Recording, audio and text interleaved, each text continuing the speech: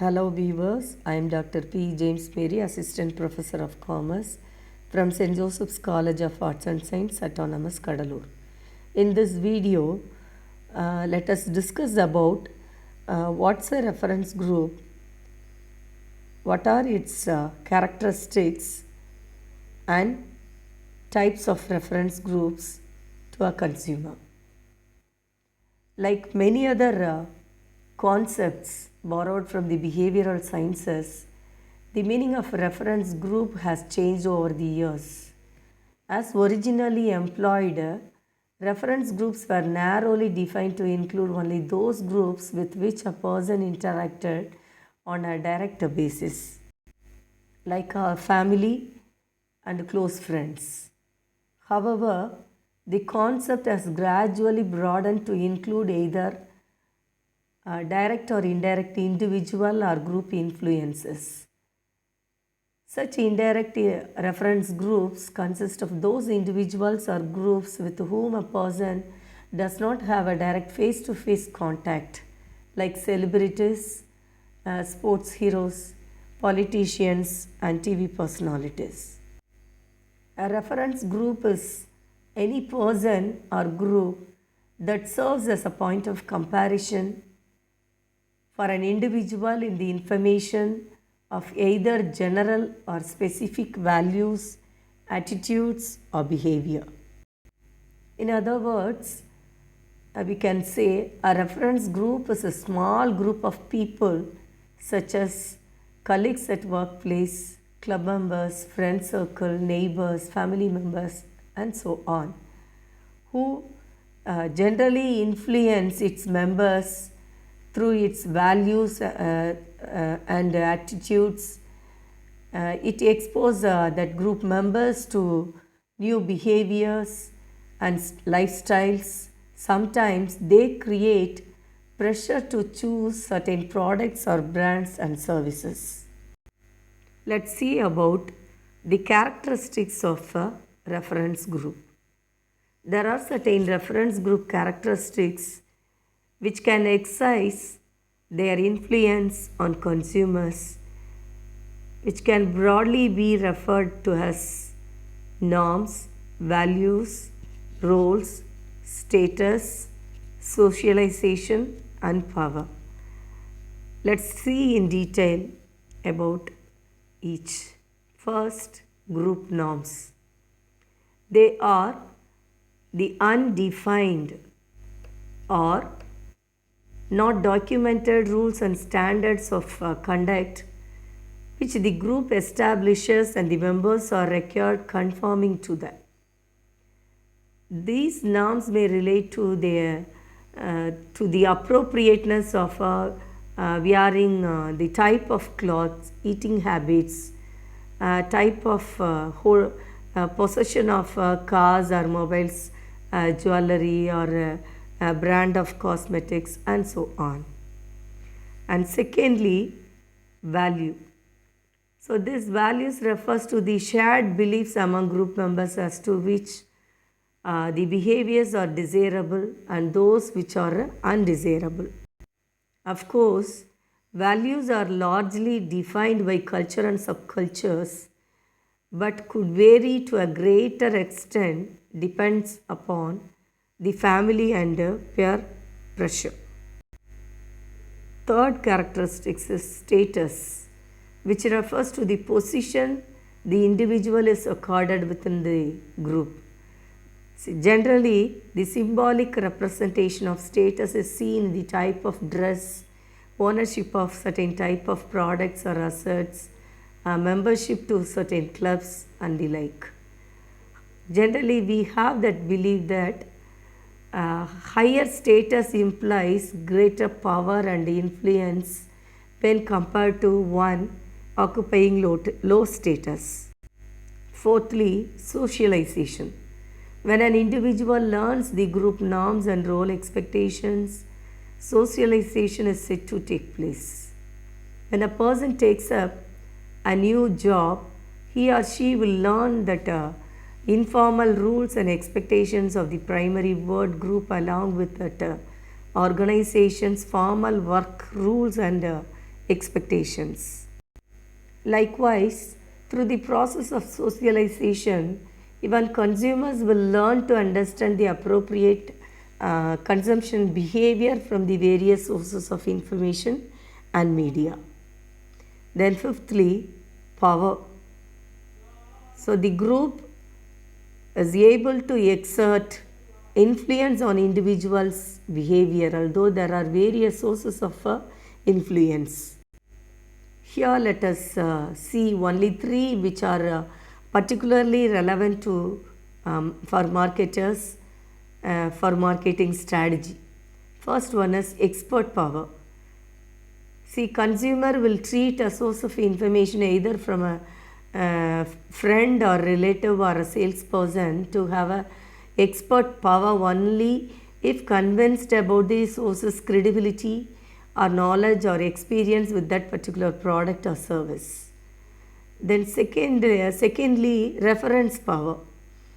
It indicates the individual's identification with members of the group. More the similarity between individuals' belief and attitudes and that of the group members, more will be of that referent power. The individual is either a member of the group or aspire to be a part of that group because of some common norms and values. Thirdly, reward power. This is with reference to the group's ability to reward a person associated with them. For example, the employer can bestow reward on the employee through monetary or non-monetary incentives to improve their status. Likewise, in a family, that family can reward an individual by providing moral support, pricing, and approval. Likewise, social groups can provide reward through complimenting the member on his or her purchase decision. These are all the characteristics of a reference group. Now let us discuss about the different types of reference groups. See, reference groups can be classified in terms of a person's membership or degree of involvement with the group, and in terms of the positive or negative influences they have on his or her values, attitudes, and behavior. The type of reference groups that emerge from a cross classification of these factors. First type of reference group is primary versus secondary group. If a person interacts on a regular basis with other individual, for example, members of his own family, neighbors, co-workers whose opinion are valued, then these individuals can be considered as a primary group for that person. On the other hand, if a person interacts only occasionally with such other persons and does not consider their opinion to be more important, then these others constitute a secondary group for that person. Second type of reference group is formal versus informal groups. It is another way to classify. It is on the basis of the extent of their formality, that is, the extent to which the group structure, the members' role, the group purpose are clearly defined. If the group has a highly defined structure, authority levels, specific role to be played and specific goals to be achieved, and the support of some other officials in that organization, it will increase their knowledge and skill, whatever it is, then it would be classified as formal group. On the other hand, if a group is more loosely defined, if it consists, say, of 4 women who were in the same college society who meet for dinner once in a month, or 3 co-workers who will be with their family members very often meet for some common cause or for some refreshment, then it is considered as an informal group. Then thirdly, large versus small groups. It is often desirable to distinguish such groups in terms of the size of the complexity.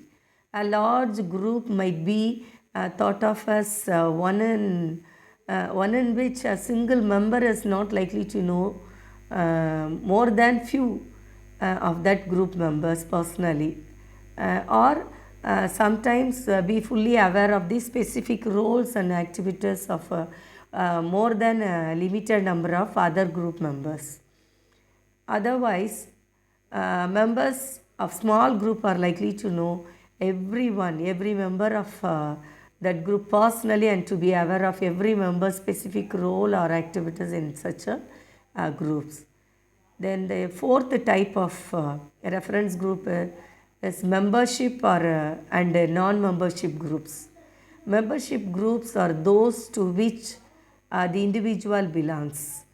Membership is some groups atomic by virtue of the consumer's age, or we can say on the basis of demographic characteristics. Before acting, a consumer might consider whether purchase or use of such product would be consistent with his or her role as a member of the group. In other words, a group in which an individual is not likely to receive any membership despite acting like a member by adopting some group's values, attitudes, or behavior is considered as a symbolic group. Clearly, actual membership groups offer a more direct and thus a more compelling influence on consumer behavior. This pattern of behavior is evident among upwardly mobile consumers who aspire to join higher status clubs and social groups. Then fifthly, positive versus negative groups. Reference groups can also be classified as to whether they attract or repel the individual. For instance, a positive reference group for any upwardly mobile consumer may be the country club crowd in that city. And likewise there are negative groups too, in which a person attempts to avoid being identified with. For example, an individual who is trying to succeed as a new management trainee may attempt through his speech, dress, or mannerism to disassociate himself from his lower social background in order to have a greater chance of success in his job. Sixthly, normative reference group. This reference groups which is directly influence in general or broadly defined values or behavior as usually called a normative reference group. For example, a child's normative reference group will be his family. The next type of reference group is comparative reference group. It's a reference group which will serve as a benchmark for certain specific or narrowly defined attitudes.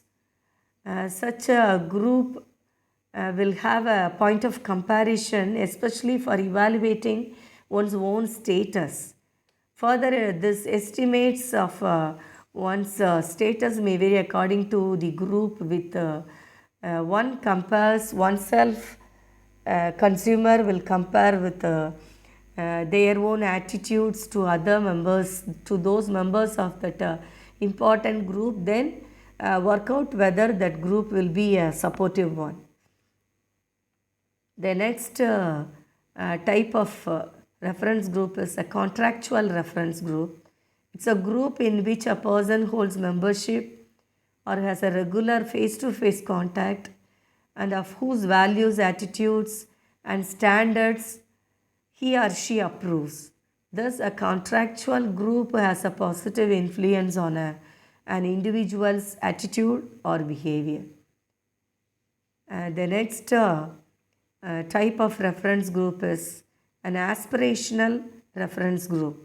It's a group in which a person does not hold membership and does not have face to face contact but wants to be a member. Thus, it serves as a positive influence on that person's attitude and behavior.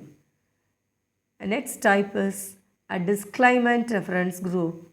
It's a group in which a person holds membership or has face to face contact but disapproves the group's values, attitudes, and behavior. Thus, that person tends to adopt attitudes and behavior that are in opposition to the norms of that groups. Then, at last, the last type of reference group is an avoidance reference group. It's a group in which a person does not hold membership and does not have a face to face contact and disapproves of the group's values and attitudes and behavior. Thus, the person tends to adopt attitudes and behaviors that are in opposition to those groups. In short, we can say that small, informal, and primary reference membership groups are of the great interest to marketers because they put forth the greatest potential influence on consumer purchase decision.